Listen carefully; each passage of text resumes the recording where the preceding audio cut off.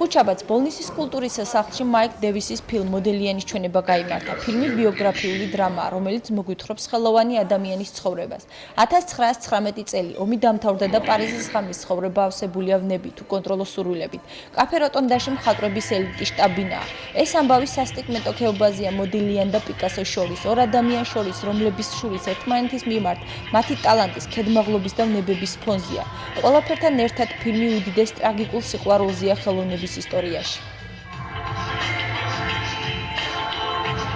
ახალგაზრდებისათვის მათი შერჩევით იმართება კინოფილმების ჩვენება და შემდეგ ხდება დებატები. მე მგონია უფრო და უფრო მეტი მაყურებლები შემოუერთებენ ახალგაზრდები და ძალიან კარგი მომავალი აქვს ამ კინოჩვენებას.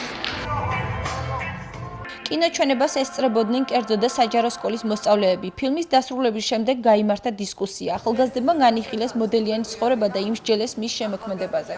ძალიან კარგი ახალგაზრდებისთვის, ძალიან ბევრი რამე იცლება ამით, ანუ ვიკრიბებით ერთად მაგალითად ძალიან დავმეგობრდ და ამ ფილმითაც ძალიან ბევრი რამე გავიგეთ, ვიმსჯელეთ და ჩამოყალიბდით და მე მგონი კარგი იყო და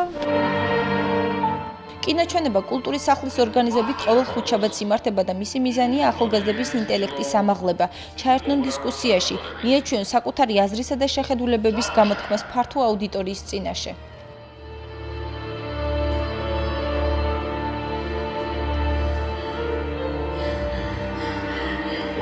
შენ სულში რომ ჩავიხედავ თვალებს მაშინ დავხატავ